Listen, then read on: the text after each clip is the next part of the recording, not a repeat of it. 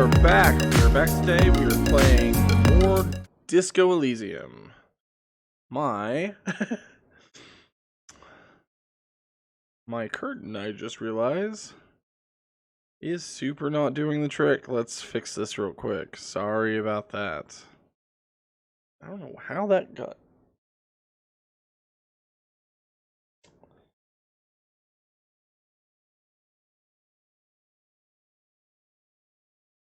Okay. Hung up on a piece of furniture, I guess. We are back today. We're playing Disco Elysium. We're closing in on what's got to be pretty close to the end of the game. I hope everyone's having a good Tuesday. I was just doing a little reading while the music was playing, and I read that they said that the developer of this game said that a sequel is almost guaranteed.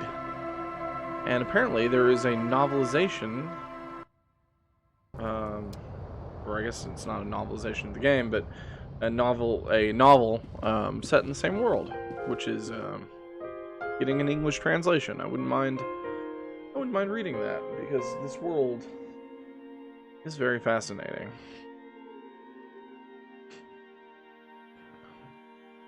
Martinez, Revachol. There's like so many places you could go with the sequel. I would assume that it wouldn't be the same character. I have no... Ooh, it's not raining.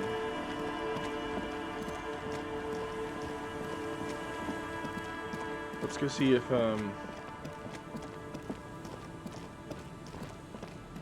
So if you didn't catch yesterday's stream, it is now day 5.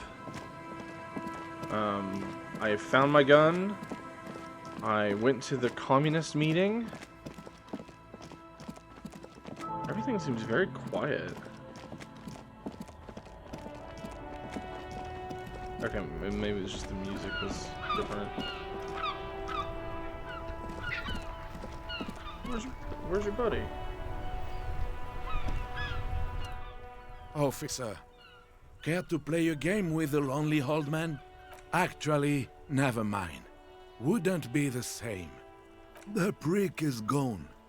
I can barely believe it, but he's really gone. Died? He is trying to retain his jolly facade, but the underlying sadness casts a deep shadow over his wrinkled face. Yes, in peace. Everything, really. I probably knew him better than... You meant the teacup in the tree, didn't you? I don't know anything about him. Teacup? Oh, because of the ceramic armor. Clever.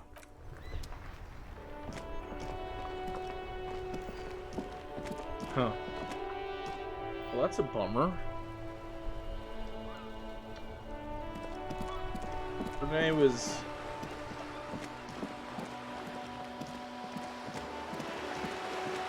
Well, he was a monarchist, and those people seem like maybe the dumbest people on the face of the earth, but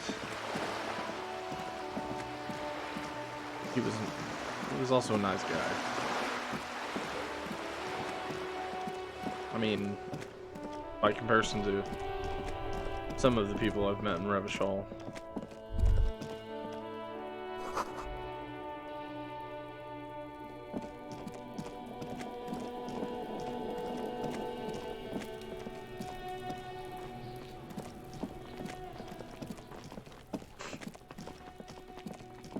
It's a bummer. She's still up there, so we'll... Oh, hello! I just started today. You caught me early. This is day 5. I found my gun. I went to the communist meeting. I just found out Renee died. And I wanted to go have a chat with this lady now that it finally stopped raining.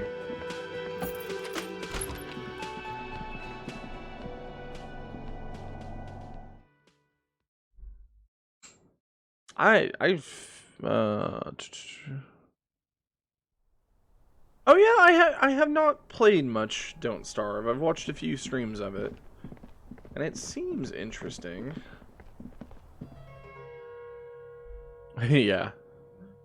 I think it was my perception was high enough that my detective like spotted that immediately that the gun was empty. I also have 2 bullets.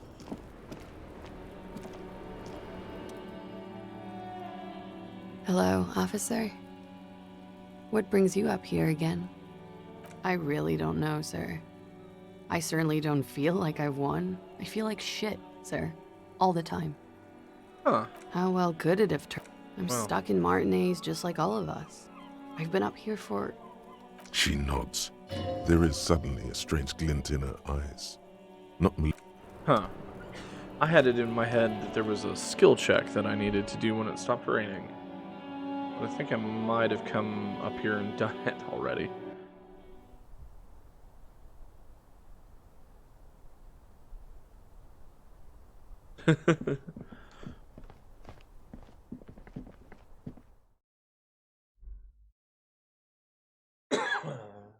Excuse me.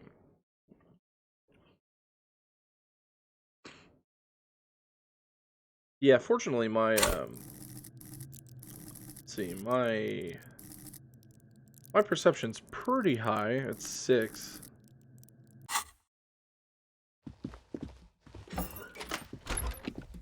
What's crazy is if I maxed it out, it would be at like, let's see, 7, 8, 9, 10, 11, 12, 13.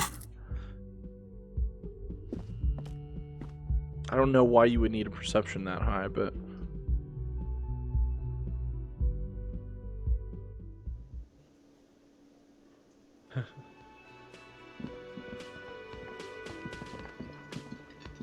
Yes? What is it? there's nothing new to talk Again? to these guys about. I can't believe this shit.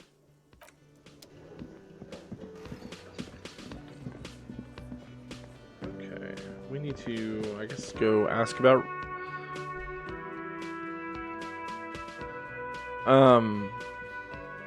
You're talking about... I never can remember how to pronounce her name. You're talking about the lady smoking upstairs? I let her go.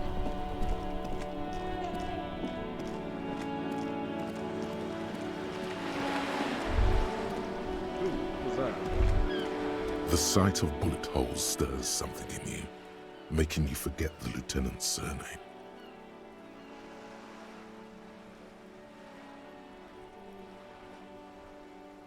The faded marks Oh are too yeah, degraded I did to the draw same. any I forensic let the Hardys take conclusions. care of it. Just chips in the sandstone. They look pretty ancient. Where? Kim suggested that we let the Hardys take care of it, and I thought it was a decent idea. There? Those are old. Yes, the one that happened half a century ago. Those bullets were fired during the revolution and do not warrant an investigation by officers of civil law. I noticed when I came into town today that his friend was sitting on the park bench, and he told me that Renee died.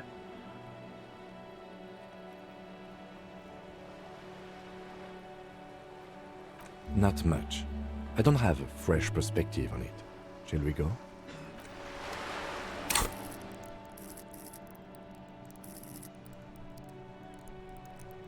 Let's see, what should I level up? My thought cabinet is mostly full.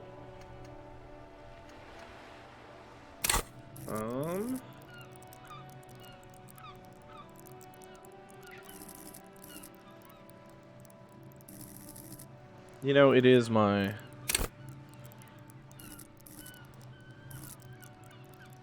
primary stat. Yeah, he asked me if I wanted to play ball for a second, and then decided against it. Sure, let's go with logic.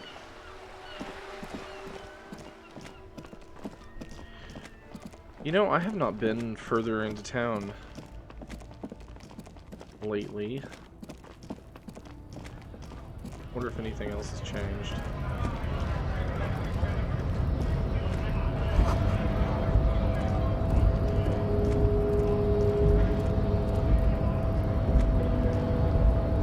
Hola, wandering man. Yeah, I've got, I gotta go find Ruby, and I've got to do some reading. Because of course I do. It's a communist book club.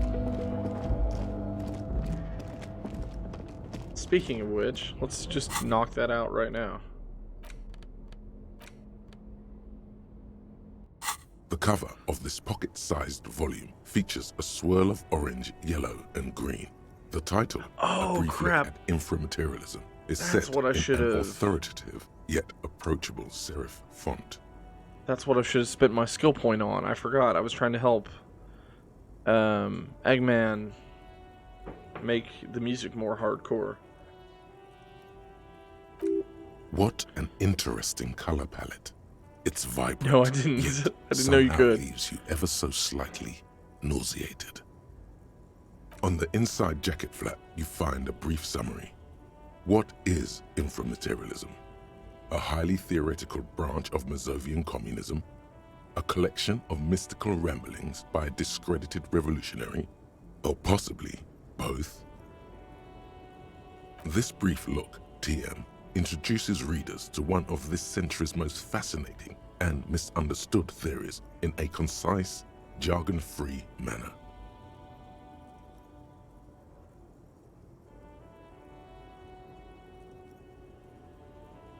The back of the book contains 4 or 5 pages of primary and secondary sources, but you'd need access to a university library to find most of them.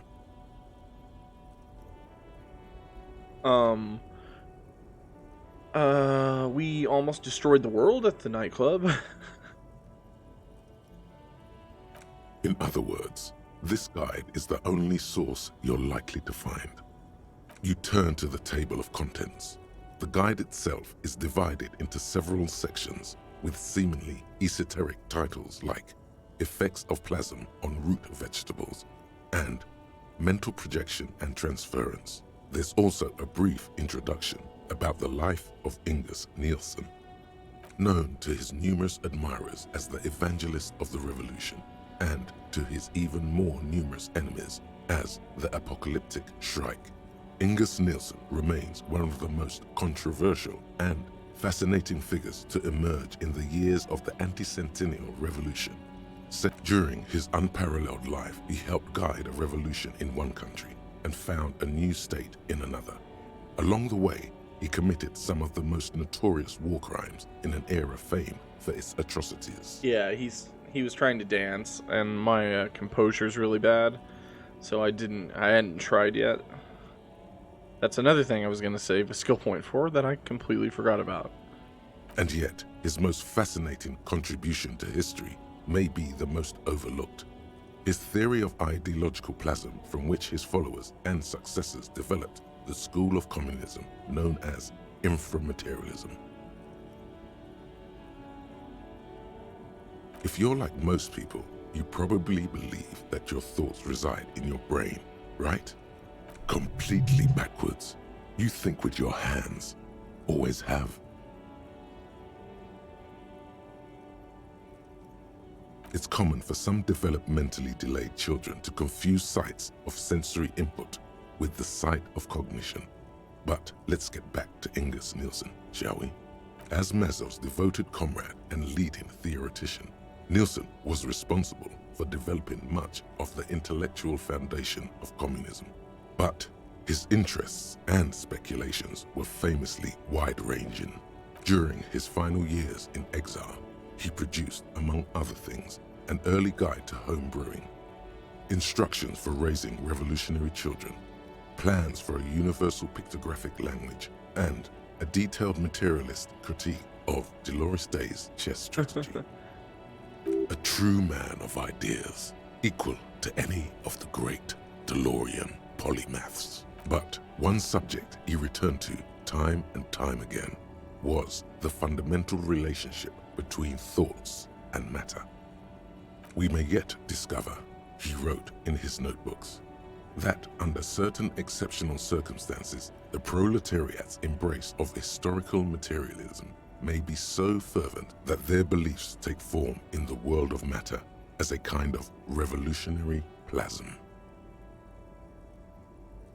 Certainly, in essence, Nielsen is arguing that thoughts don't just reside inside the brain, they radiate outward from it.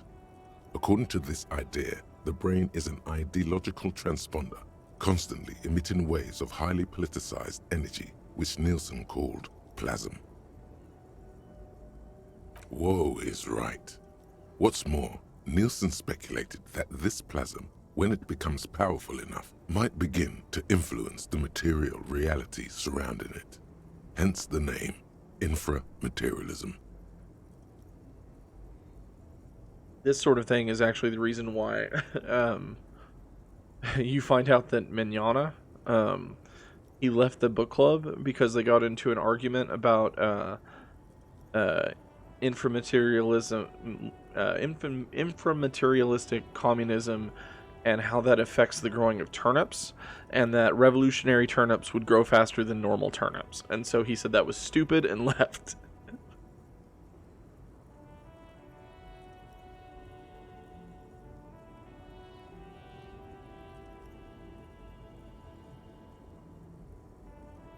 Unfortunately, Nielsen passed away before he was able to develop these initial ideas into a full-fledged theory. That work was left to subsequent generations of communist theorists. Building on Nielsen's basic insight, these theorists reached a startling conclusion: that a sufficiently revolutionary state might begin to exhibit certain extra-physical effects based on the amount of plasm generated by its citizens.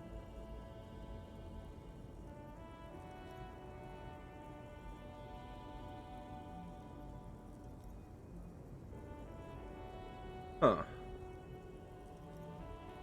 So wait, are they saying... The actual theory is highly technical, but for the purposes of this brief look, TM, that's a fine working definition of the concept.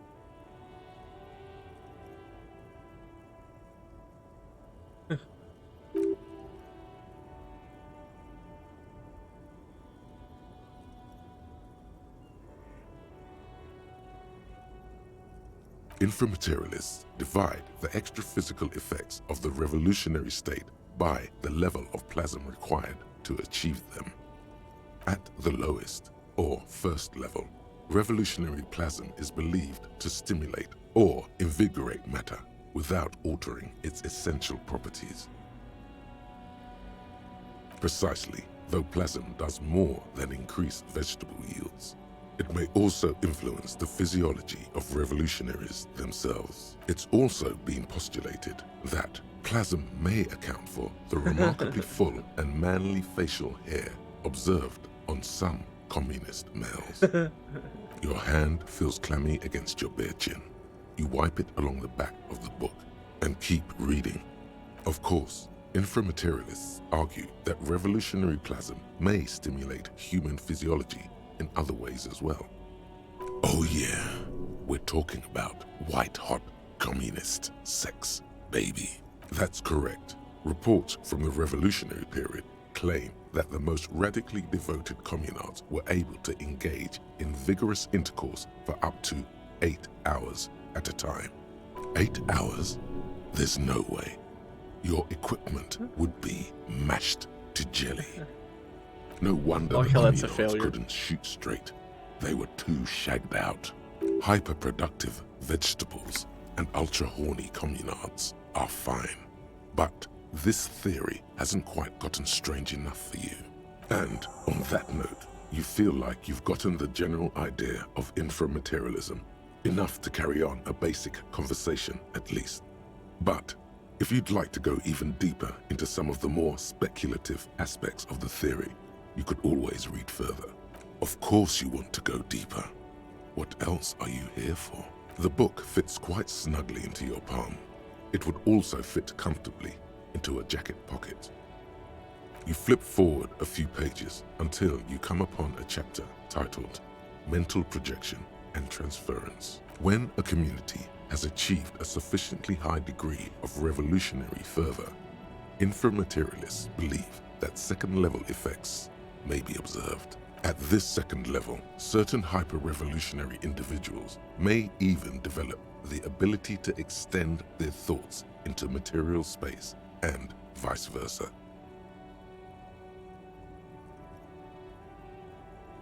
According to inframaterialist theory, yes. Under suitably revolutionary conditions, that is. Of course, one doesn't need to be a communist to be attuned to the thoughts of your brothers and sisters. It's become something of a folk legend that during their final meeting, Nielsen and Mazov didn't speak a single word, preferring to sit in silence with their chamomile tea, reading one another's thoughts.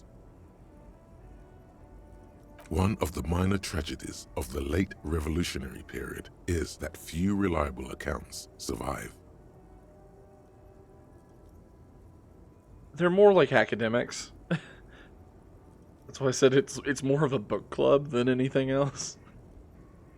Much of what we know of the communard's activities during this period come from memoirs and second-hand accounts, some only written down decades after the fact, and of dubious authenticity. One of them is the guy who lives in the, I don't think you ever meet him, but you see if you go through the apartment complex and you're just rifling through everyone's stuff, his apartment's the one with the statue, and like I walked in wearing his jacket. They study the inframaterialism. They're the ones that gave me this book.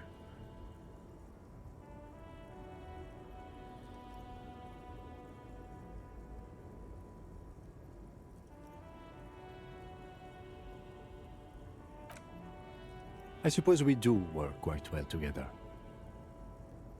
Your words hang in the air as the lieutenant scribbles something in his notebook. At some point, he realizes you're waiting for him and looks up with a tightly knit brow.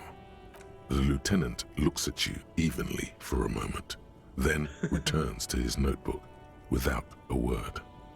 As we were saying, it's generally believed that these effects are only exhibited by certain hyper-revolutionary individuals, generally less than 0.01% of the revolutionary population.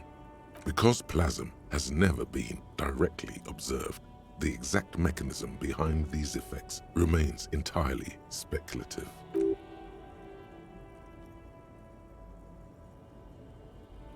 Most inframaterialists would argue that the inability of skeptics to detect plasm is simply evidence of their own insufficient revolutionary enthusiasm.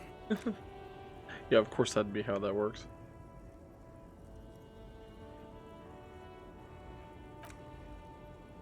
This should be more than enough for a stimulating discussion. That said, if you're still yearning for more, you breeze through the next several sections until you arrive at the final chapter, titled A Communism Above Reality. When a society's revolutionary fervor reaches the third and highest level, inframaterialist theoreticians have postulated that the laws of physics cease to be laws. More like suggestions, according to some of the SRV's leading inframaterialists. Of course, it's impossible to say what exactly happens under these conditions. No known society has ever achieved the levels of revolutionary enthusiasm the theory seems to require. Some inframaterialists have even argued that it might require more plasm than humanity alone may be capable of producing. In the SRV, there have been attempts to organize certain species of aquatic mammals, as well as a few of the higher corvids.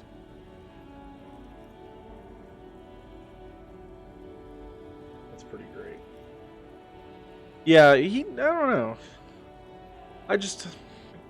I agree. I like him better with the beard and the goofy grin, but like, it just felt thematically appropriate to have him shave. But as of this writing, only human beings have demonstrated the intellectual capacity for revolutionary communism. There are numerous stories from Samara involving bandits or fascist mercenaries being levitated by farmers from the most ideologically advanced communes. Of course, few of these incidents have ever been rigorously investigated or substantiated. The form of these stories also recalls several well-known Samaran folk tales, in particular, the one commonly known as Clever Oleg and the Flying Magistrate. Among known attempts to channel third-level capabilities, the most well-documented is the curious case of Coalition warship Debutante. It concerns an interesting series of events that took place during the invasion of Revachol. As Coalition forces made landfall, a cadre of Nielsen's most fervent acolytes attempted to compress a Coalition aerostatic with their collective will. According to Communard law, these acolytes positioned themselves at the top of a redoubt just over the bay of Revachol. From that vantage, they proceeded to visualize pinching Coalition warship Debutante between their fingers, a gesture believed to assist in the extra-physical materialization of their thoughts.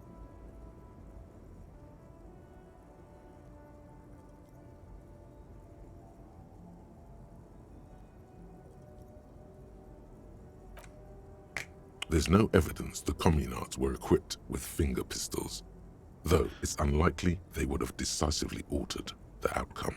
The acolytes, along with the redoubt, were vaporized in an artillery strike before the process could be completed. It's been said, though, that in the weeks following the battle, the captain of the Debutante noted an increase in the incidence of crewmen striking their heads on unexpectedly low bulkheads.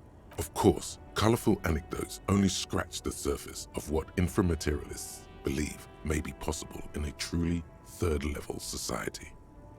Some have theorized that such a society would be fundamentally unrecognizable, lacking many of the institutions we typically take for granted in advanced societies, including organized governments, financial institutions, and law enforcement. Did that book just say there's no place for you in this future? Others have argued that people living under third-level conditions will be immune to such infirmities as hunger, disease, and mental illness. In some of his later writings, Nielsen himself speculated about the potential for an extra-physical architecture that disregards the laws of bourgeois physics and instead relies on the revolutionary faith of the people for structural integrity. Precisely. Nielsen observed that the financial system operates on the same principle of faith. So why not an architectural system? That's more true than... On the following page, you come across a few black and white reproductions from Nielsen's own notebooks. more true than I'd like it to One be. sketch depicts a government ministry shaped like a great inverted pyramid. A hectare in width at the top, balanced atop foundations the size of common apartments. Another depicts a leaning tower wrapped in a dramatic helix. The caption beneath it reads, "The Tower of History." Something about that tower looks awfully familiar. Could it be that's what the students were trying to recreate with the matchboxes?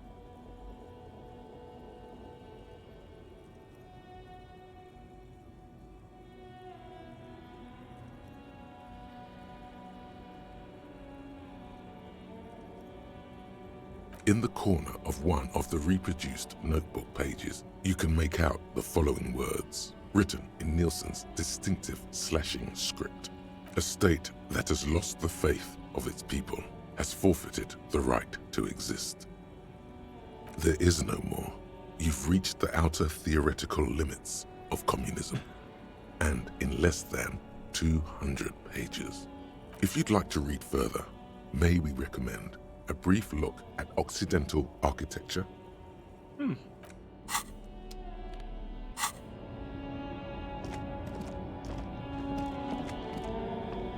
Interesting. Oh. Oh wait, that's...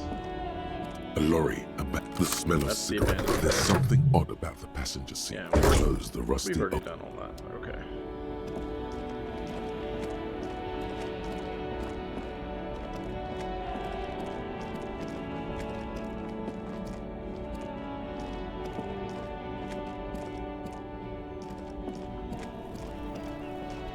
Okay. I guess it's time to head back across the,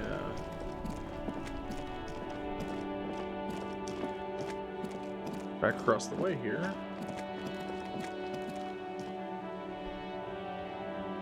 Yeah, well, once I stopped having to pay for a room every night, I had plenty of money, so I started buying a lot of stuff.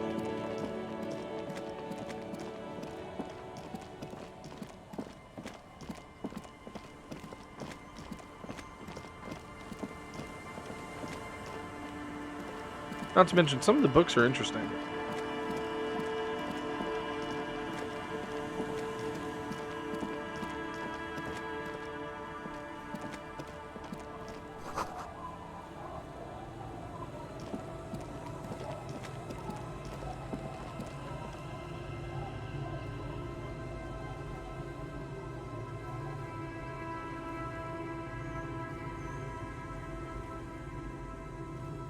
Huh. Oh, what did you name the church?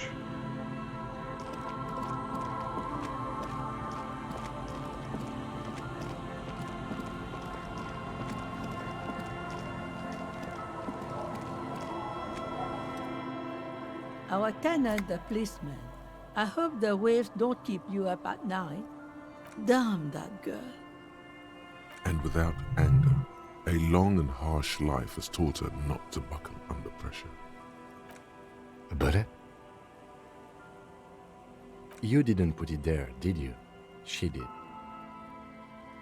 Yeah, I did the same thing. I was like, felt like I had to. Gone and hid things in there? She's usually a good tenant. It's a good name. And not a stupid one either. Yes, I let my room to that Ruby girl.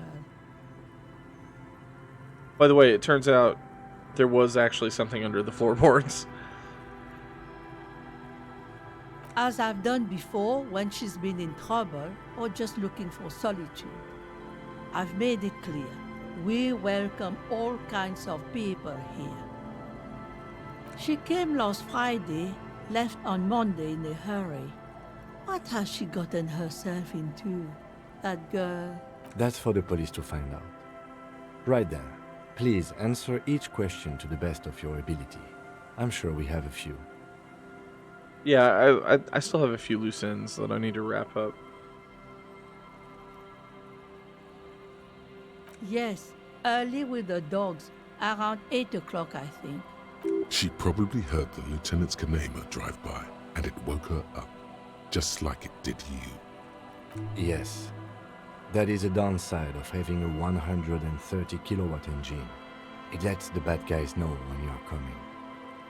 I cleaned it, like I always do. No, The truth, sire. she's good company. Knows how to talk to an old woman. At my age, you don't get a lot of quality conversation. So I really appreciate that about her. Did she talk to you much during her last stay? No, she was mostly silent this time, kept to herself. She tried not to let it show, but I could tell she hadn't come to fish. Usually she likes to cast a few lines, but this time she mostly stayed in her room.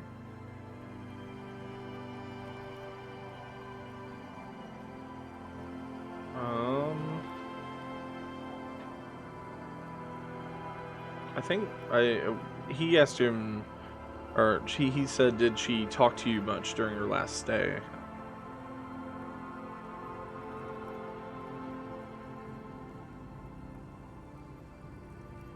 Oh, I get what you mean. The bad guys. I think he's just using that as a general term. How would I know? She's a gruff one, but not violent. She doesn't go around toting a gun.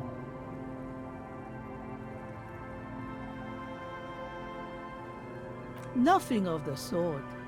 Sure, she was no stranger to the bottle. She fit in that way. But I only knew her to have a beer on the beach while watching the sunset. She isn't what you'd call a drunk. Even offered me some from time to time. Said it was part of the communal life. But I never saw her lose control of herself the way some people do. Not that I know of, though she was into nice music. She once showed me a few mixtape milieux she'd made. Although I guess she was pretty handy with the mechanical and technical stuff. Even fixed the heater in the shack. You should be thankful for that. Yeah, and I also, to go along with that, like, I find it interesting how it keeps pointing you to things, but like for instance, we're after Ruby because she's the prime suspect, but I also don't think she's the culprit, because there's too many things that don't add up about, like, she was in the whirling in rags when the guy was shot, but I don't think the gunshot came from the roof. Nobody heard it, and there was no residue anywhere. Also, the footprints in the hallway in the pinball machine area don't match the footprints we know were hers from the crime scene. I don't know. Further up the coast, she tried to leave quietly, but the hinges on that door screeched like a cat in heat. Woke me up. I heard her rushing in those heavy boots, heading up north. It's a peninsula. She might be trapped. You'll never find her, you know. She knows the coast like the back of her hand. You only just arrived. I wouldn't worry about that, ma'am. We are persistent.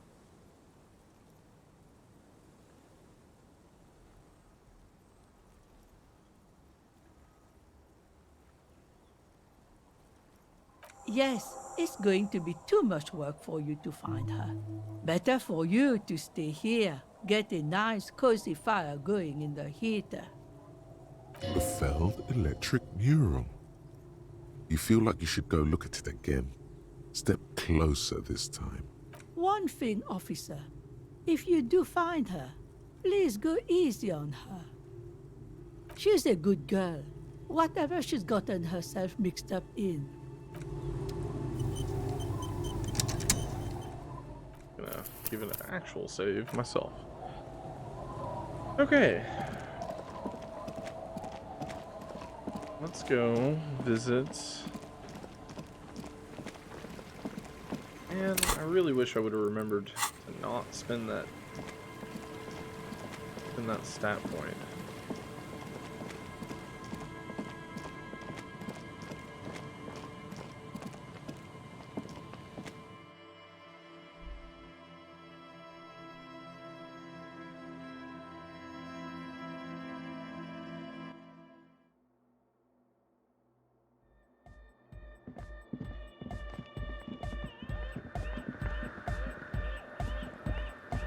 Good morning, Yeah, see, it's comrade. locked. Yeah.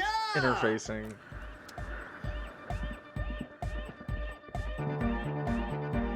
Oh, hey, man. It's good to see you. My composure is terrible. Goodbye, officer. Let's see, do I have anything that helps with composure?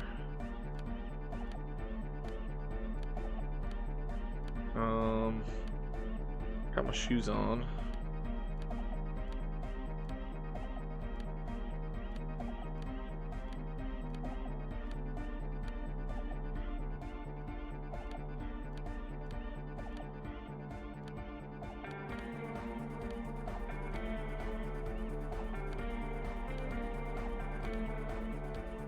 What is that? Endurance? Oh yeah, the construction vest. Yeah, I got everything on that could possibly help.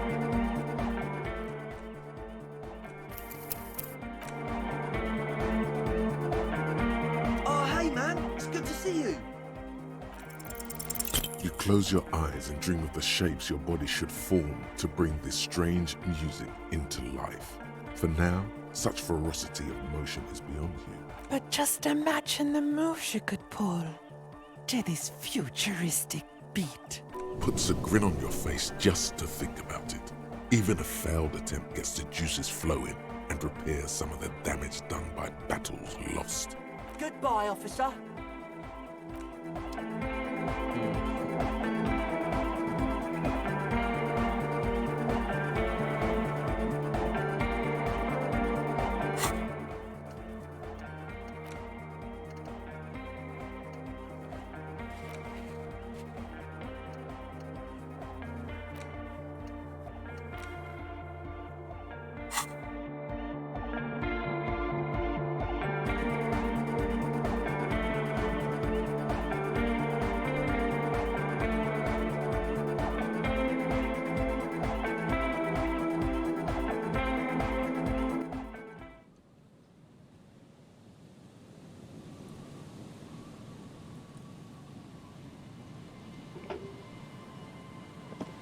Okay, well.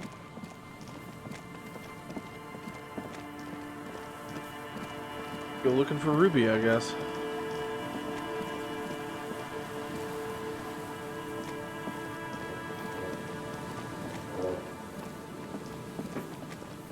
An old door, worn by elements.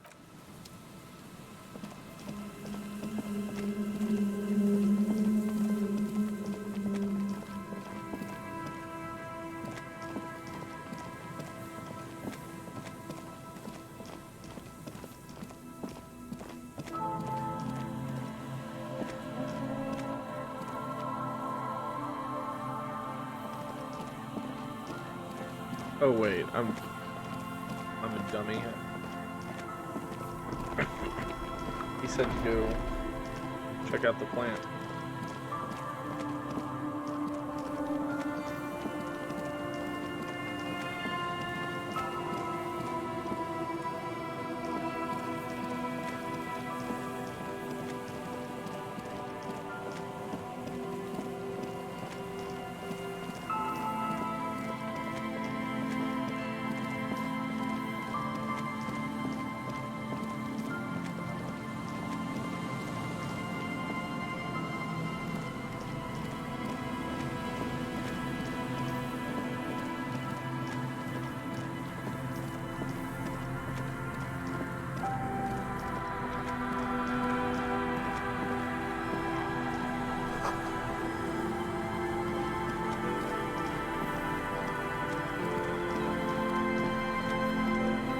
You see, a once bright, a slogan used to intertwine with the loops a long time ago.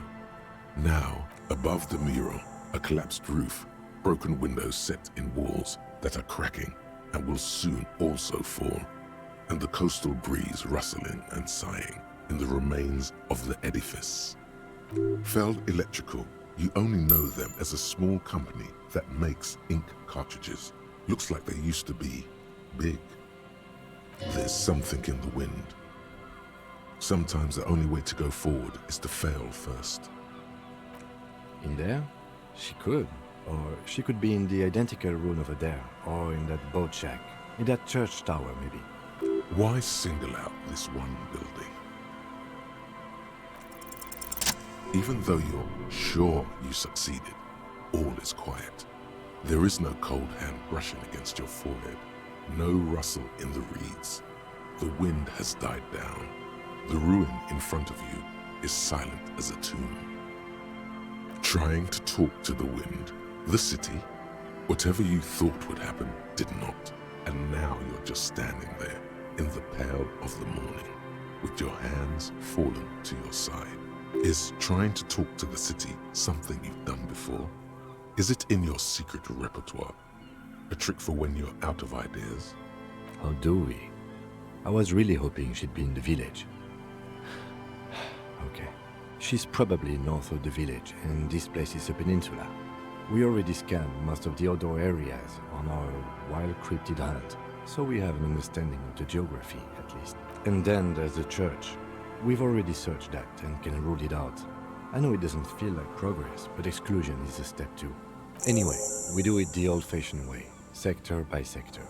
Go over the whole peninsula, ask the locals, enter the places where we can enter first, like we did in the village. Then, if we're desperate, we can look where we can't enter. Bunkers, storm drainage, this place, I'm sure it won't come to that. Walk the coast, the old boardwalk, the reeds. You can always come back here and talk to the wind again. Look where it already got you. Buckle up and raise your collar. This search is going to be wet and cold. A breeze, like a quiet sigh, moves over you.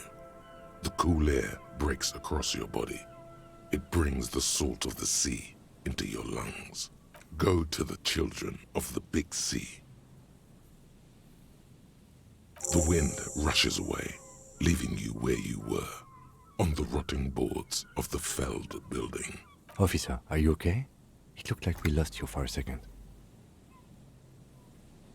Okay, when you're ready, officer. Interesting. Let's put on my boots of perception again.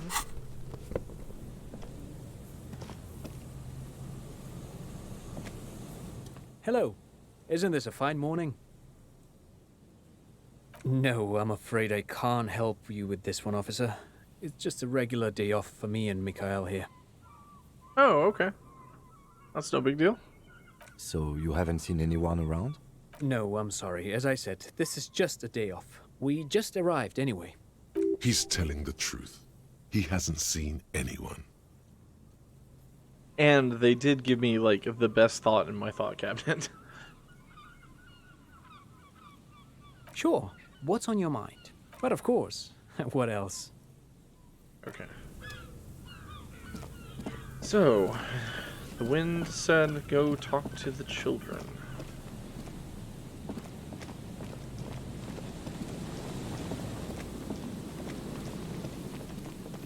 I like how this always has money in it. No matter how many times I take it. Okay, so we have... Look for Ruby up the coast. And then talk to the children. And then if I get enough... let's see, how close are we to another step?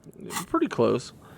Hopefully I can make the music more hardcore or successfully dance. Because I totally failed my dance check. But I did get some more morale back.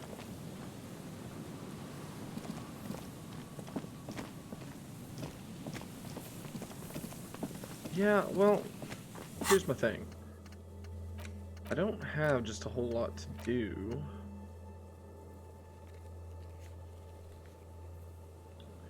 Check the boardwalk for bullet traces. Check the island for bullet traces.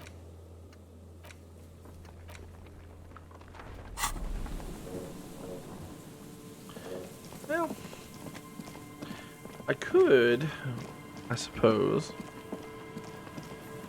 go see what other books are in the bookshop.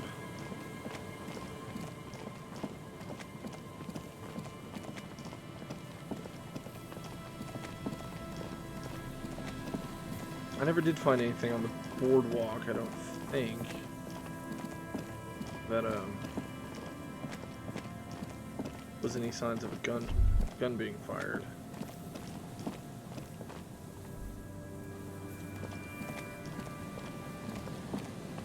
No, I'm supposed to go back and once I've read it to another meeting.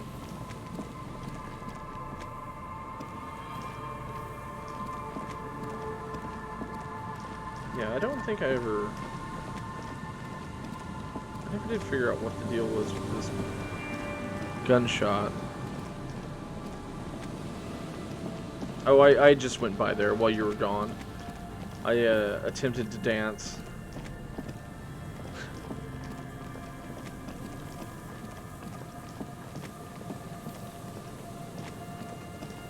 Yeah, I'm guessing there's probably nothing to find as far as the gun, where the gun was shot from.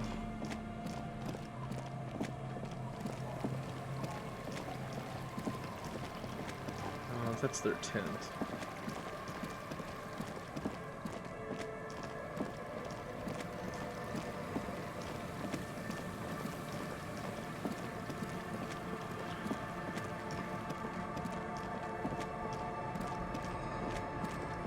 Maybe talk to these kids. The scruffy-haired little boy kicks a stone while the other watches him do it. We heard bad words and said, and got in trouble. Bad words. Bad words. We just heard funny voices. We thought the voices were funny. We said what they said, and then we got in trouble.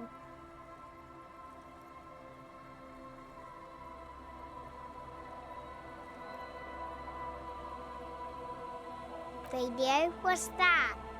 We just heard them in our head. You know, I heard people talking, except just in my head. It was like, it is time at last. My nasty speed reeks. Our brother man is about to grow up. DJ Flatios, Big Boy Davey or Single is here. Buckle up, cause this is the fastest track that you're ever gonna hear. Turn up the volume. Blow those speakers out. Now here's... No. Don't say bad words, stupid. A word when you're done. The boy draws a jagged rock across the ground. It leaves a white scratch. You're stupid.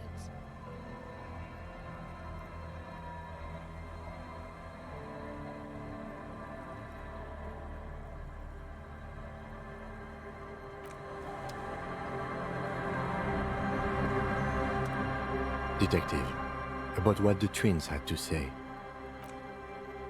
I believe they heard something, and given the poverty of this part of town, I don't know how they could have heard the radio. I don't know how they heard it, but I know the station they imitated, so they must have heard it somehow.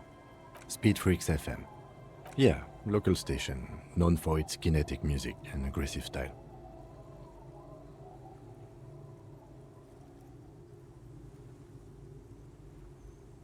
Yeah, anyway. Weird as it is, the situation is not connected to the murder. This isn't our business.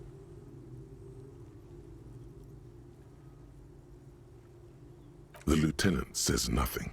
An ocean breeze blows in strong.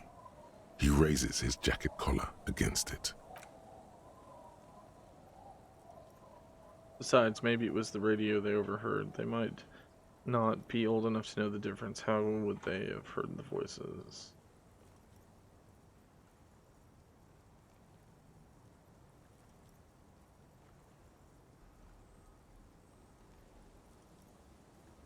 The lieutenant shrugs. Let's at least rule out radios before continuing.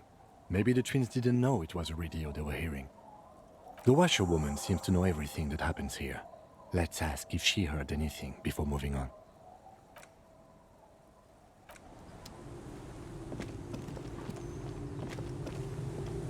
Our tenant, the policeman. I hope the waves don't keep you up at night. What can I help you with? A radio? Ah, no. We play no radio here. There's one in the shack, but it's never used. Was that the nonsense we were spouting? Pah!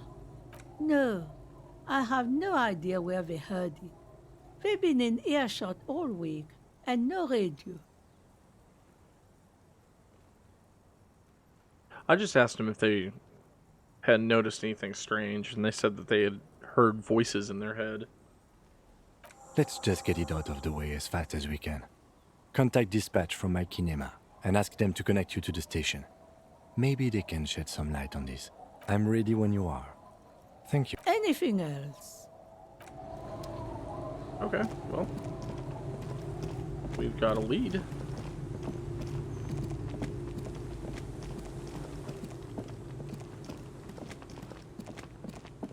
My poor car.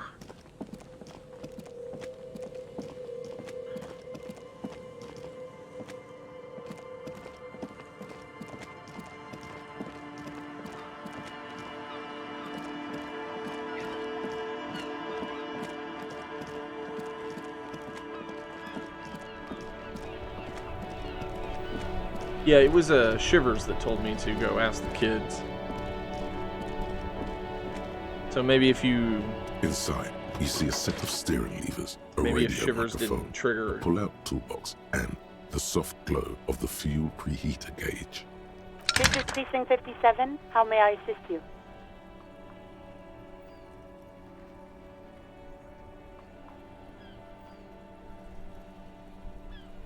Come again, officer? Okay, officer. One moment.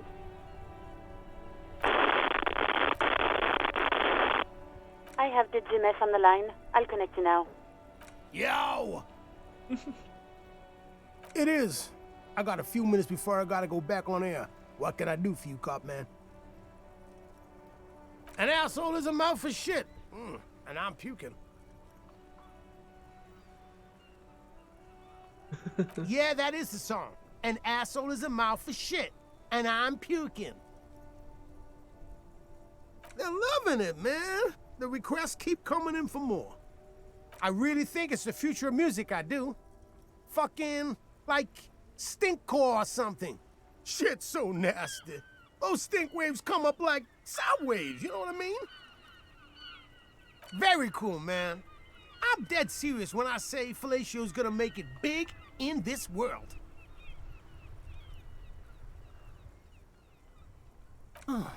Is that what this is about? Listen, it's not our problem if kids decide to tune into River Shaw's hottest station. I don't understand. Are you asking if we can, like, play our station into people's brains?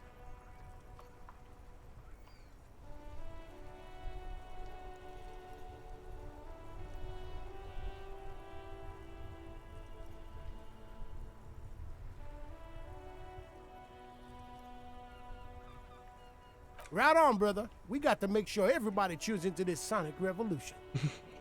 But we didn't, like, force it into people's brains. Got no idea how you do that. Short of them just tuning in on their favorite radio receiving device. Revolution Brain Broadcast. Got it, yeah. We'll look into that. Was there anything else you wanted to ask? He probably thinks I'm crazy. Nah, man. Thank you. This has been an absolute pleasure. Later, cop man. The party has terminated the call. Is there anything else I can do for you, officer? Just a moment. Let's see what happens when I talk to them again. Over. 10-4, sir. Sorry, but I'm under orders to give a negative to request for personal information. Over. 10-4. Anything else, sir? Huh. Over.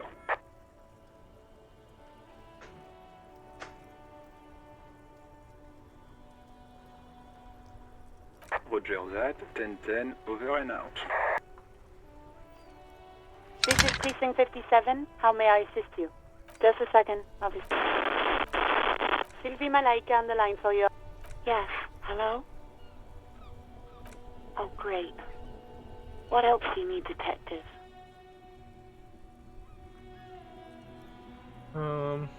Well? You tried to jam it down the toilet, sir. Clogging it completely. After I had unclogged the toilet and retrieved the paperwork, I threw it out in the trash, thinking you didn't need it. I am sorry about that. Anything else, detective? You mean, why did I leave the bar? Honestly, I'm not really comfortable discussing it with you, sir. Why not?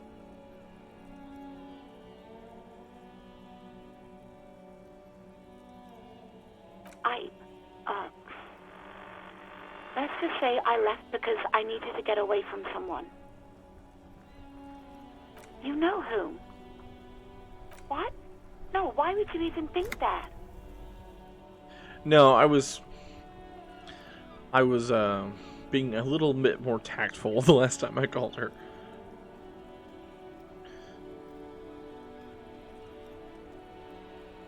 Please, don't bring Gar into this. It's none of your business. God, why can't you just mind your own business? She mutters. I already said I don't want to talk about this. You're messing everything up again. No, not me. What? Of course it bothered me. But I thought the Union already knew about the corpse. No one calls the police. The Union would get angry. You know, what the Union says goes. People listen to them and they take care of their own, which is like everyone here.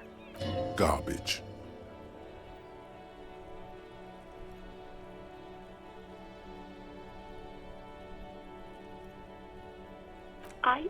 I didn't want to get in trouble with the others. Push her further. Show her the error of her ways. I didn't know I had to report it. I thought someone would take him down eventually.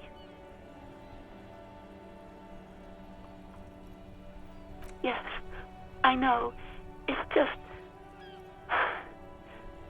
Was there anything else? Yeah, go on. Yeah, I You hear mean... the call breaking up on the... Anything else I can help you with, officer? It requires no adjustment. The radio is already set to...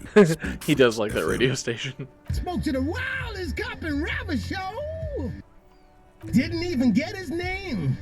But whoever that mystery cop was, we salute him. That's awesome. Right away, the lieutenant reaches into the cabin and turns off the radio. He's not looking at you as he says, Someone must have been messing with the radio, or maybe it picked up a random frequency. You wanted a prime line, right? The lieutenant is resolutely silent, staring at the console. I don't listen to them. I don't like it. I don't know how that channel got marked. Just leave it alone. He clearly doesn't want to share this with you. Nothing to get into, really. But sure, let's focus on the important things. This is Precinct 57. 57's over and out. In the cabin, you see a set of steering levers, a radio on a hook.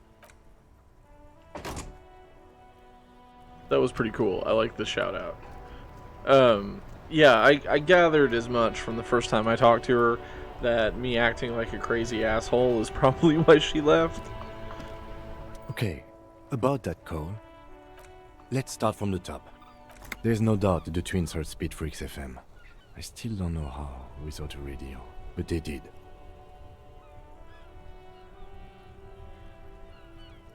I don't know what it means.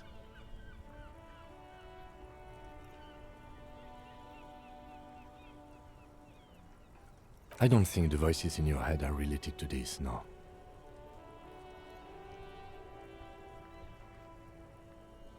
The lieutenant gives you a long look. I don't know what to say to that, or what you want me to say. I'm sorry. Did we ask where the kids were when they heard the voice?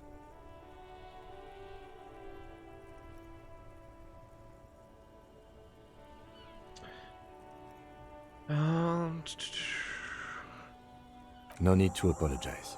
I was just going to say it'd be a good idea to ask them. And, Detective, thanks for this. It's been interesting.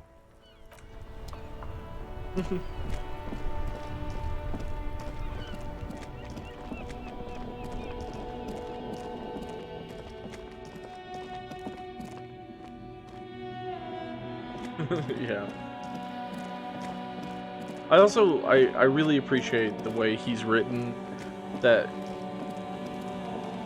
like, he's very different than you style-wise, but he understands that you're just kind of weird and it's all part of your method.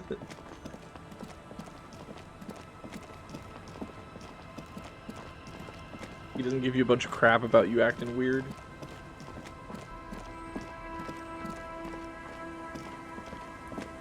The scruffy-haired little boy kicks a stone while the other watches him do it. There. We were there. Feld building. Uh-huh. Full circle. Back to Feld, then. When you're ready. The boy turns the rock over in his hands. He looks to you, then his brother, then back.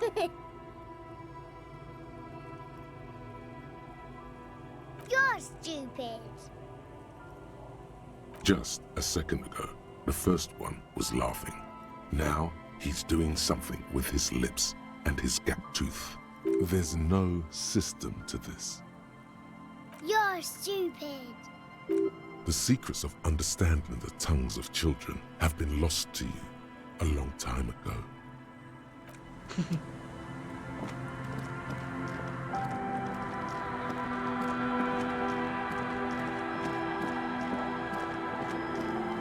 Yeah, I mean, it's probably a completely different experience depending how you play, but that's been my experience with him. Is he's been, like, generally pretty supportive of my weirdness.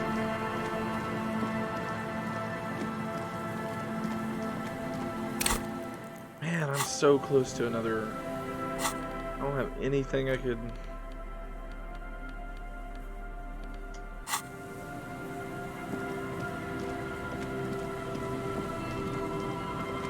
I'm gonna go ahead and save it just in case, because I do want to finish the stuff with the guys in the church.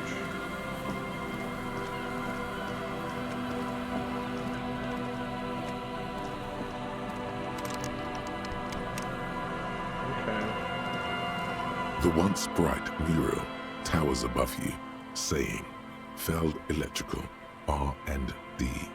Tomorrow is just a whisper away. Good thing I'm good at encyclopedia.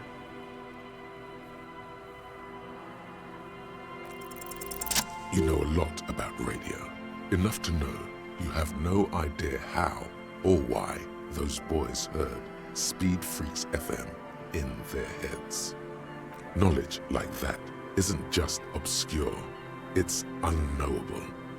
Dangerous theoretical facts like that are probably protected under the coalition government's Articles of Dominion, Title 14, Article 7C. While an expert might be able to suss it out on their own, a layman like you has no hope. You don't know how it happened, but the stores of your knowledge are vast, and there is something crucial in them. You know where Ruby isn't. She isn't in the fishing village. She's not with her bullet under the floorboards in the shack. So where could she be? The alcoholics never mentioned seeing Ruby either. Idiot Doom Spiral gave an exhaustive account of recent events, but never mentioned seeing Ruby. You've searched the whole coast for Morel's traps, just as you didn't find the Insulindian Phasmid. You did not find her. You even entered the church, helped the ravers set up a nightclub, and overheard, well, we don't need to think about that. Point is, some criminals seek sanctuary from sacred buildings, though the sanctuary laws were abolished decades ago. But Ruby wasn't such a one. And you do know one thing about radios, Ulan. Ruby dabbles in advanced radio theories. Ulan, the Speed Freak's mystery. It might just be related. If she's here on the coast, she'll be here. And besides, something weird happened to the twins around here. It'd be nice to know what caused that. Another fact for your collection. In through the collapsed roof, flowing down a concrete staircase to the basement, sweeping away footprints in the dust on the stairs, and then the beach below the boardwalk. Its winding tunnels, a whisper away. She's down there. Okay, why?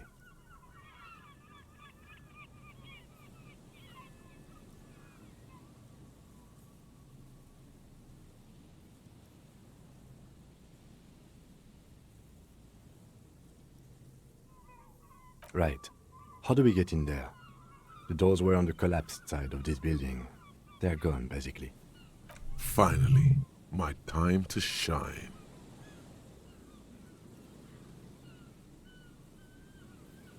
Yeah. Or these weird little vents on the side.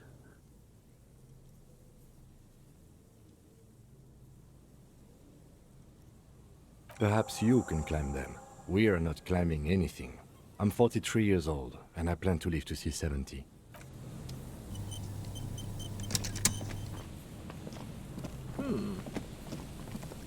Well, fortunately,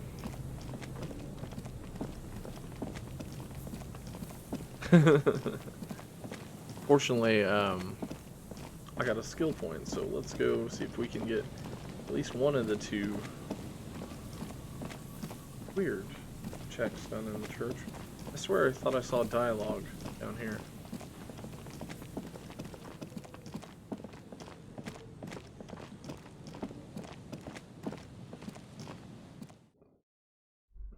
Let's see. Make the beat more hardcore or dancing.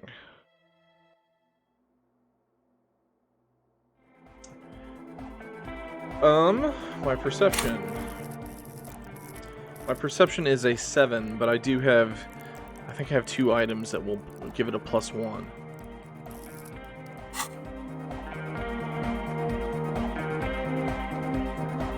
So I can get it up to 9. Good morning, comrade. Yeah. Interfacing. Harder, I'm gonna go ahead and save this real quick.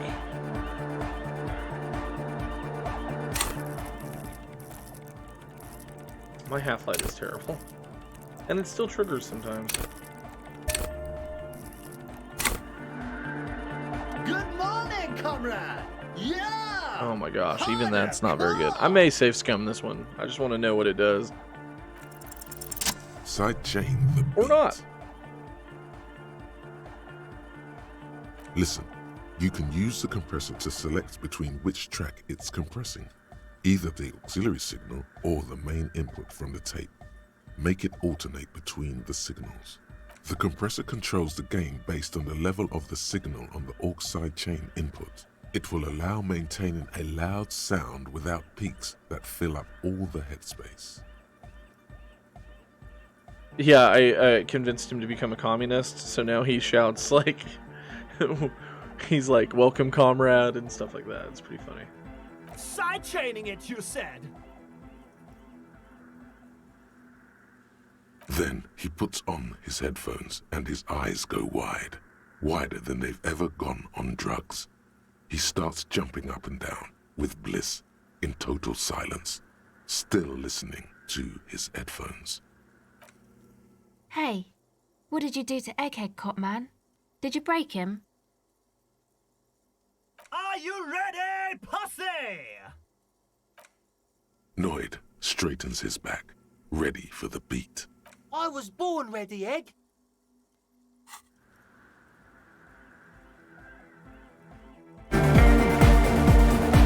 Hell yeah.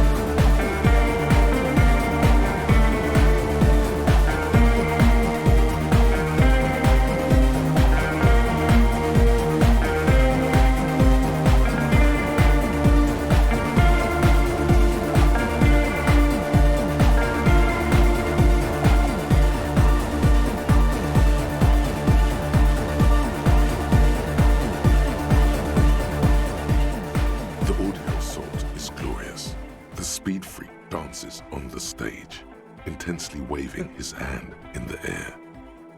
This is beauty! This is life! What in the world is going on? The way melody and bass flow together, it's unnatural.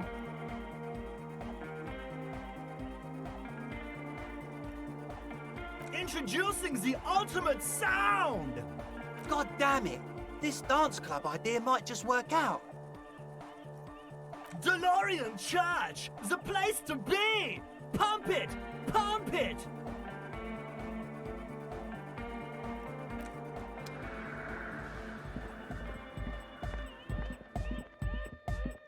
Oh, hey man, it's good to see you. Okay, so I made Goodbye, officer. the dance better. Okay, this one. I just want to get these done. Oh, hey, I man. may It's good save to scum see this you. one too. We'll see. You close Oh, your hell eyes yeah. and vacate your scum, leaving your brain to wonder, where did that little flattering light go? It just works sometimes. Total darkness. You sink down the darkest fathoms of your own personal deep, vertebrae by vertebrae, through the unformed skulls of your mind. Spine? Here it will begin. I've noticed that with the voiceover, they get words wrong every now and again. I wonder if it's like a localization issue.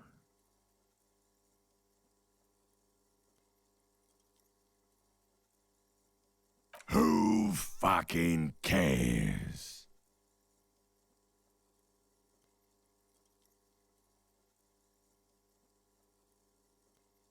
God? Where is your God?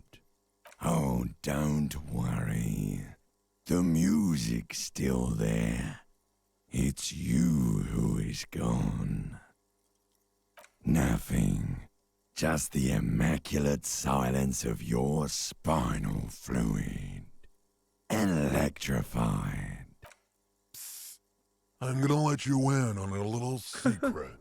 Every vertebrae in your spine is an unformed skull ready to pop up and replace the old one.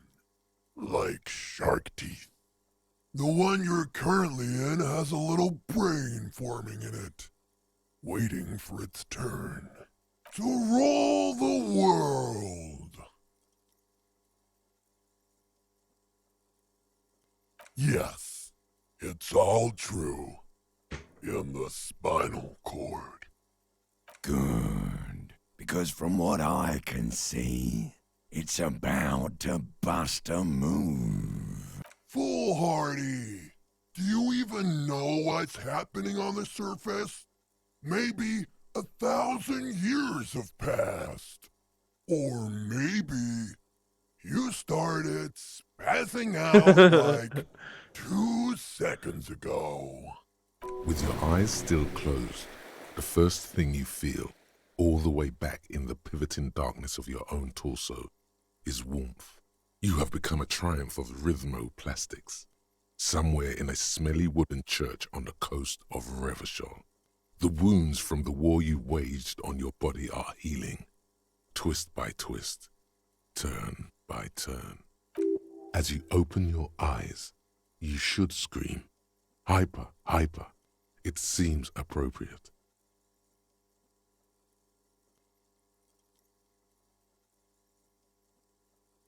Sure. You have become a flawless interlocking mechanism, a flesh and bone approximation of the throb coming from the speaker setup of the one called Eggheads, entirely, rigidly imbecilic, without pity or fear.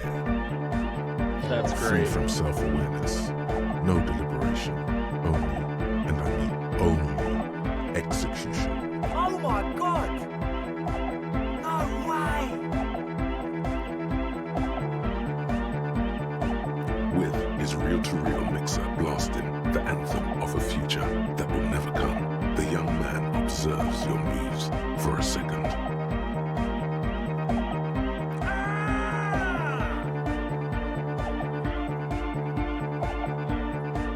He throws a screwdriver and a bunch of drill chucks into the corner and explodes into dance. What he lacks in sharpness, he more than makes up for in violent enthusiasm. The young woman lifts her headphones up slightly and raises her chin, looking at you expectantly. Asil, aren't you going to dance? No, recording. The lead programmer throws the other young woman a knowing glance before turning her attention back to her own work. She's still at her mainframe, pressing buttons, reading printouts, but she started nodding her head along to the music.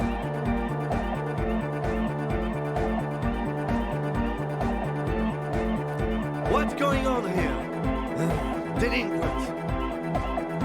This is clearly a Code 31 emergency.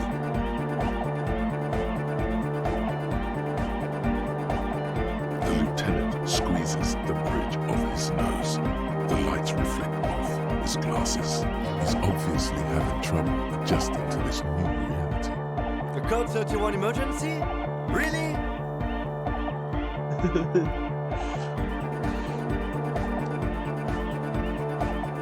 The lieutenant crosses his arms with a bemused look. What's happening?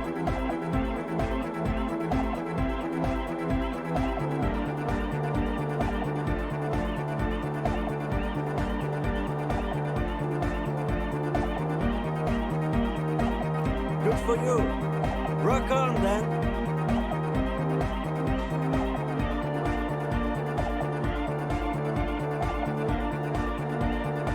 What?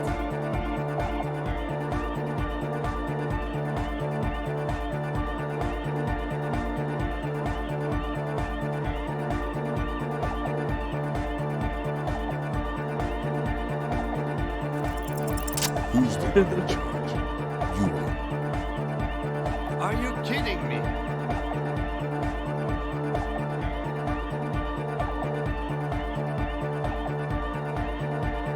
Get my what on? Sheesh, okay. Okay, you psychopath. I see what you're doing there. It's jacked up footwork, plus some... Is that Ubi folk dancing? Nah, it's not Ubi folk. It's hardcore. Yeah, whatever.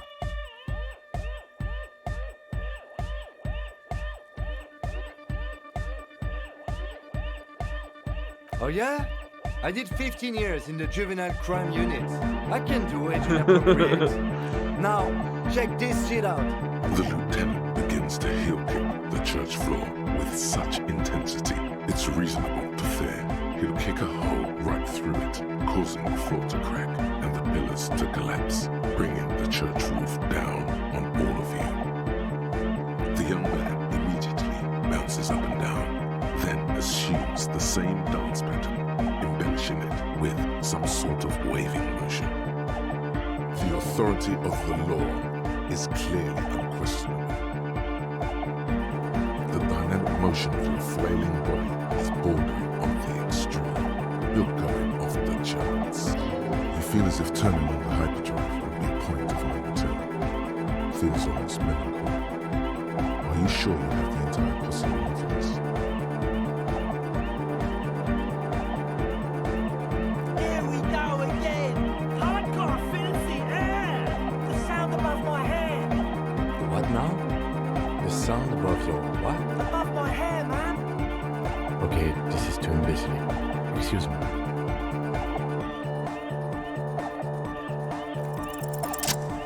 On the coast of the Martinez Inlet, in a small weather-beaten stave church built 380 years ago by settlers from the Occident, most likely to guard against an anomaly at its center, an officer of the RCM is contorting his body into idiotically rigid shapes as he invents the future of dance music. It's the hardest anyone has ever danced. I am la Rebachelière. I am the city. I am a fragment of the world spirit, the genius Loki of Revachol. My heart is the wind corridor. The bottom of my air is red. I have 100,000 luminous arms. Come morning, I carry industrial dust and let it settle on tree leaves. I shake the dust from those leaves and onto your coat. I've seen you. I've seen you. I've seen you with her. And I've seen you without her. I've seen you on the crescent of the hill. The modulations of my voice are noted down with thermometers and barometers. You feel me in your nostrils, on the little hairs on the back of your neck. I also reside in your lungs and vestigial organs. Everywhere there is space. You are an officer of the citizens' militia, Jante and Rebut. When you wear your coat, you wear my soul. You move through my streets freely, in motor carriages and on foot. You have access to the hidden places. You also circulate among those who are hidden. I need you. You can keep me on this earth. Be vigilant. I love you. An officer of the RCM is lying on the floor of a Oh, small God. church with his eyes rolled back and his tongue lolling out. Several others are standing around him. He Had a good rest there? Fuck yeah! I bet you did. Those were some advanced moves, man. That's all great, but we should really get going. We spent enough time doing aerobic exercise for today.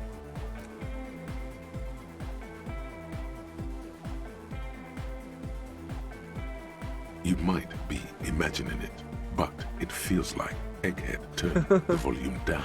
Such is his respect. That's great. Man! Now, man! Now imagine if we could do that, right? But with like 1,000 people. End of human development. Mission complete. Hope I remember those moves, man. Don't worry, man. I'll remember them.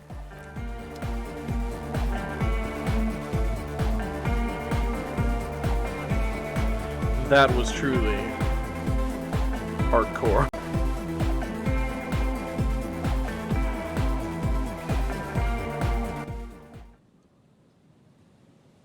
Why did my camera just freak out?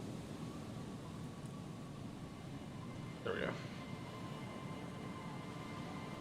I don't know. Like, after I talked to him a little bit, like, he's interesting.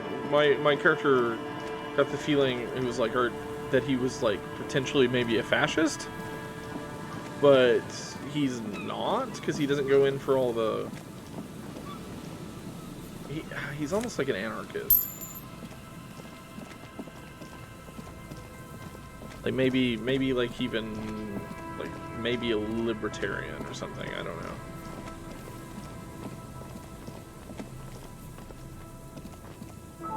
Okay. How are we doing on time?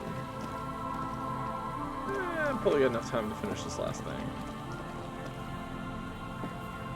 An old pipe peeks out from beneath the rotten boards of the boardwalk. Could this be an alternative path into the fell building? A building like this must have multiple doors serving various functions. Perhaps a basement access. Your eyes slowly begin to adjust to the darkness inside the drainage pipe. The lieutenant looks over your shoulder.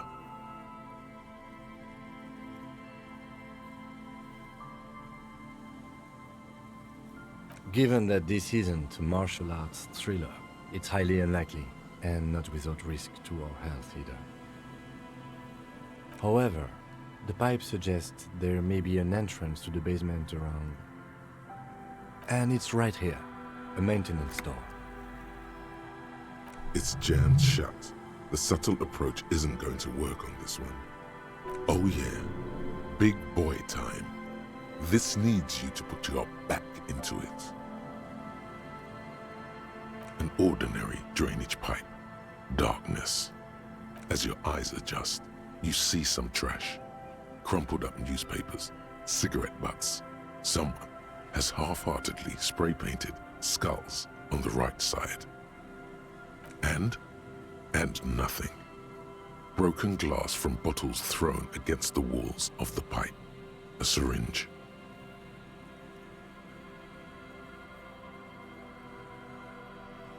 I wonder.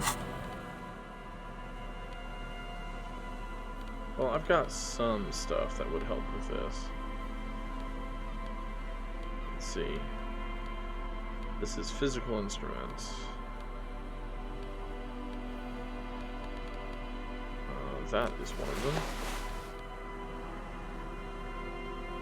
Oh, I'm probably just gonna try to get in this building, and then because I will have probably at least a full day left. I mean, unless it ends very abruptly. So we're just gonna try to get in this building, and then I'll probably call it a day.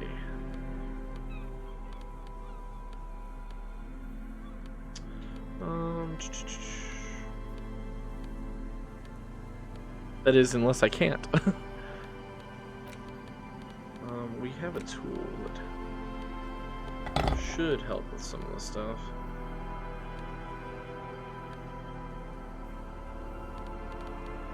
Pipe arm maybe too? Let's try that. Behind the pipe, the maintenance door, rusted shut. Man, they and really half don't sunken help at in all. sand. You and the lieutenant. Okay. Let's take a breather and try this again later.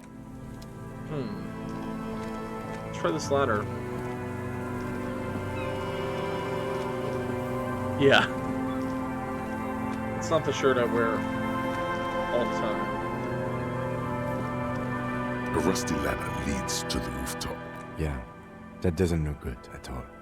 The distances between the remaining rungs are rather wide. You'd have to use the mounting brackets. However, they seem corroded and the peeling rust is razor sharp. In addition, the first rung is going to be tough to reach. It's what, 3 meters above the ground? And you're 180? Okay, but still, the roof is collapsing and the wind gets pretty brutal up there. Dismounting from the ladder is going to be hard. Perhaps if you were to not climb the ladder. Instead, what if you were to do something more subtle? What if you were to reconceptualize climbing the ladder? Teleportation is not a thing. This really has nothing to do with adventure. We are dealing with basic physics here.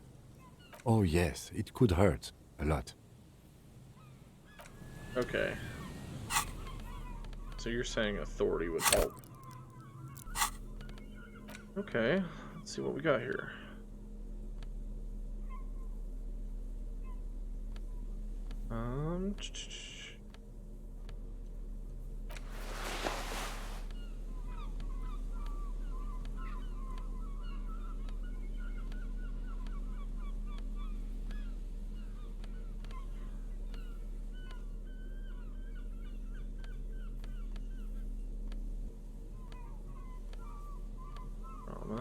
I've got so many clues.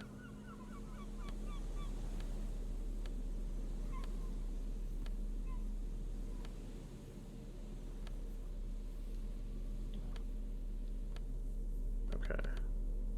Well, suggestion.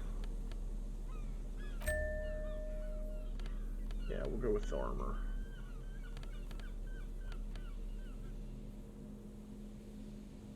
Oh, okay. Well, not that then. Yeah, I'm pretty light on empathy.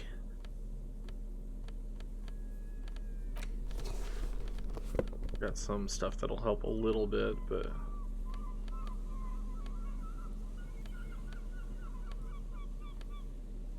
yeah, I guess that's what we'll... Oh, I suppose she's potentially like the murderer, right? So...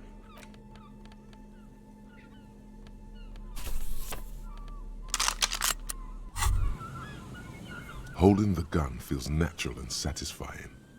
It's like an extension of your arm, the polished wooden handle almost fusing into your palm. It reminds you of the day you first held it, with fear and respect, hoping you don't have to use it in vain. The sun was out in Jamrock. It was so long ago. Sheathe your sidearm, officer. A serious law official, cop by the book, should know to only unholster their service weapon when using it is unavoidable. Oh, okay. I'm guessing it would give me an option, probably. Then let's pull out the flashlight. That might be handy, and make sure I got nothing on me that's actively hurting the things I'm wanting to do. Okay. The rusty ladder leads, to the rooftop. All you need to do is close your eyes and concentrate. Darkness enfolds you. You can feel the distance between the bench and the first rung of the ladder. All you need to is zoot, zap, pow, crinkle. It's like magic. You feel yourself disappear, your atoms fading out of existence. Oh my god, I can't believe it. Bam! You find yourself on the roof, having mastered the art of physical displacement. I just saw you climb the ladder. You just climbed it like a regular person. The wind at the top of the building starts howling loudly, blowing away the lieutenant's voice. Faintly you hear, Never mind. Find a way to let me in when you get inside. Don't go adventuring without backup, especially if we think the suspect may be hiding here. That's great.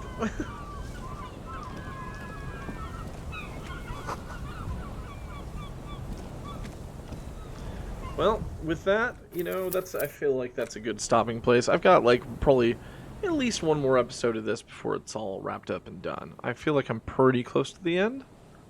I mean, we'll see. I can't imagine, like, I don't have exactly a whole lot left to turn in as far as side quests and whatnot. So, tune in tomorrow if you want to see how it all wraps up. There may be... I assume that we're getting close. Can't imagine what. Yeah. I don't know. Me and Kim we've had a good time. Anyway, I'll see you guys tomorrow if you stop on back by, and until then, just have a good time. See you guys later. Bye.